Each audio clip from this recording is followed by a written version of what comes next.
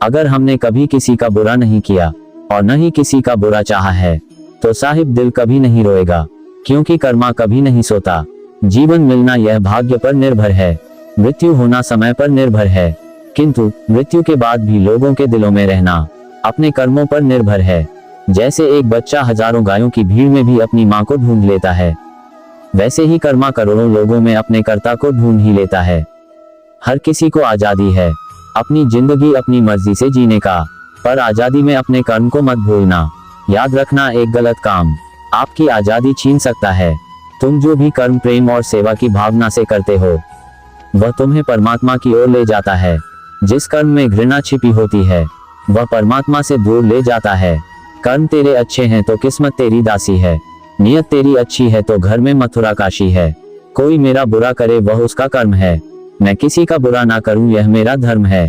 अपना समय ये सोचकर बर्बाद ना करो कि दूसरों ने तुम्हारे साथ क्या बुरा किया। तुम्हारी जगह कर्मा को उनको जवाब देने दो, अच्छा हो या बुरा हो, पर कर्मों का फल जरूर मिलता है। किसी को जल्दी मिलता है तो किसी को थोड़े देर से मिलता है। कोई भी चीज सीधी रेखा में नहीं चलती, बात चाहे दिल की धड़कन की हो या फिर कर्म की। अवशेष मात्र भी बचता नहीं है किसी का यहाँ, बची रहती है तो बस सबके कर्मों की कहानियां।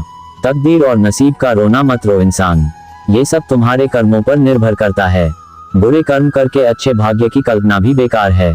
यदि हमारे कर्म अच्छे हैं तो हमारा भाग्य भी सुंदर होगा। कर्म और प्रेम में यह अंतर है, कर्म किया जाता है और प्रेम अपने आप हो जाता है। मत करो बात मजहब या धर्म की, मैं कर्मा का फैन हूँ, बात करूंगा कर्म की। जैसे कोई फूलों के ढेर से ढेर सारी मालाएं बना सकता है, वैसे ही मनुष्य को जन्म और मृत्यु के अधीन अपने आप को बहुत अच्छे कर्म करना चाहिए। हम अपने ही कर्म से पीड़ित हैं, इसमें ईश्वर का दोष नहीं है। हम जो करते हैं वह हमारी अपनी गलती है और कुछ नहीं। आपके जीवन का हर पल और आपके आसपास होने वाली हर चीज किसी न किसी पिछले कर्म का परिणाम है। यदि आप दुनिया को एक अच्छी चीज देते हैं तो समय के साथ आपके कर्म अच्छे होंगे और आपको अच्छा परिणाम मिलेगा। रिश्तों का सौदा कर मत मुस्कुरा, रोएगा तू भी जरा कर्मा तो आने दे। आपका कर्म आपके सामने जरूर आता है, बात चाहे प्यार की हो या नफरत की। कर्म ही पूजा है और कर्तव्य पालन भक्ति है। प्यार से बड़ा कोई धर्म नहीं होता, परोपकार से बड़ा कोई कर्म नहीं होता। ये जरूरी तो नहीं कि इंसान हर रोज मंदिर जाए, बल्कि कर्म ऐसे होने चाहिए कि इंसान जहाँ भी जाए मंदिर वही बन जाए। जो पहले बुरे कर्म करता था लेकिन जो सुधार करता है और अच्छे कर्म बनाता है वह दुनिया को उज्जवल करता है, जैसे चंद्रमा बादल के पीछे से दिखाई देता है। कर्म ही तुम्हारा अस्तित्व और तुम्हारा बंधन है, और यदि आप इसे सही तरीके से संभालते हैं तो यह आपकी मुक्ति भी हो सकती है। कर्म से ही पहचान होती है इंसानों की दुनिया में। अच्छे कपड़े तो बेजुबान पुतलों को भी पहनाया जाता है दुकानों में। साहिब ये कर्मा है, सुद समेत देगा, किसी का ब्याज भी नहीं रखेगा। कर्म का एक प्राकृतिक नियम है कि प्रतिशोधी लोग जो दूसरों को चोट पहुंचाने के लिए अपने रास्ते से हट जाते हैं अंत में टूटकर अकेले हो जाएंगे। मित्र हो या शत्रु, वे सभी उसके हाथों में साधन हैं जो हमें सुख या दुख के माध्यम से अपने कर्मों को पूरा करने में मदद करते हैं। ऐसे में माँ सबका भला करे। प्रत्येक कर्म बीज के समान होता है और जैसा आप बीज बोएंगे वैसा ही फल पाएंगे। भगवान कृष्ण ने भगवत गीता में सिखाया है कर्म योग का रहस्य, जो बिना किसी फलदायी इच्छा के कर्म करना है। इंसानियत दिल में होती है, हैसियत में नहीं। ऊपर वाला कर्म देखता है, वसीयत नहीं। कल कभी भी नहीं आता, हमेशा आज ही रहता है। रचनात्मकता अस्तित्व में सबसे बड़ा विद्रोह है। मनुष्य का हमेशा डर के जरिए ही शोषण किया जाता है। जहां डर खत्म हो जाता है वहां जीवन शुरू हो जाता है। एक आदमी जो 100% समझदार है तो वह मर चुका है। आप वही बन जाते हैं जो आप अपने बारे में सोचते रहते हैं। जिंदगी कोई मुसीबत नहीं है, बल्कि यह तो खूबसूरत तोहफा है। चुने नहीं, जीवन को स्वीकारें, क्योंकि यह अपनी समग्रता में है। चिंता करने का मतलब है कि ईश्वर की व्यवस्था पर शक करना। वास्तविक रहें और एक बड़ा चमत्कार करने का प्रयास करें। भय हमेशा भविष्य के लिए होता है, भय कभी वर्तमान में नहीं होता। आनंदित जीवन और अस्तित्व ही आपका ध्यान रखेगा। अगर आप तुलना करना छोड़ दें तो निश्चित ही जिंदगी बहुत खूबसूरत है। वह इंसान जो अकेले रहकर भी खुश है, असल में वही इंसान कहलाने योग्य है। सच्ची प्रार्थना सिर्फ धन्यवाद देना है, बस एक साधारण सा धन्यवाद पर्याप्त है। आपकी हंसी ही आपको अमीर बनाती है और वह हंसी आनंद देने वाली होनी चाहिए। जीवन एक चक्रव्यूह है, जो निकल गया वो बादशाह बनेगा और जो फंस गया वो भिखारी। साहसी होने का मतलब किसी अज्ञात के साथ प्रेम संबंध बनाने के बराबर है।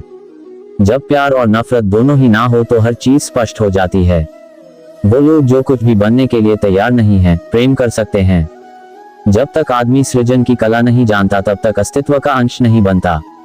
लोग दुख से बचने के लिए सुख से बचते हैं और मृत्यु से बचने के लिए जिंदगी से बचते हैं। जब दिल में प्यार और नफरत दोनों ही ना हो तो हर चीज साफ और स्पष्ट हो जाती है। यदि आप सच्चाई को देखना चाहते हैं तो उसके लिए या उसके विरुद्ध कोई राय न रखें। पुरुष जितना प्रेम शब्दों में प्रकट करेगा, उससे कई गुना ज्यादा स्त्री मौन में प्रकट कर देगी। अधूरे ज्ञान के साथ कभी आगे न बढ़ें, ऐसा करने पर आपको लगेगा कि आप अज्ञानी हो और अंत तक अज्ञानी ही बने रहोगे। अतीत का अनावश्यक रूप से बोझ न लें। आपके द्वारा पढ़े गए अध्यायों को बंद करते जाएं। बार बार वापस जाने की जरूरत भी नहीं है। कभी किसी चीज से मत भागो, उसे पूरी ईमानदारी से करो। फिर एक बिंदु आएगा, शिखर, जहां और कुछ नहीं किया जा सकता। अज्ञानी बने रहना अच्छा है, कम से कम अज्ञान तो आपका होता है। ये प्रामाणिक है, यही सच और ईमानदारी है। अधिक से अधिक भोले, कम ज्ञानी और बच्चों की तरह बनो, क्योंकि जीवन को मजे के रूप में लीजिए, क्योंकि वास्तविकता में यही जीवन है।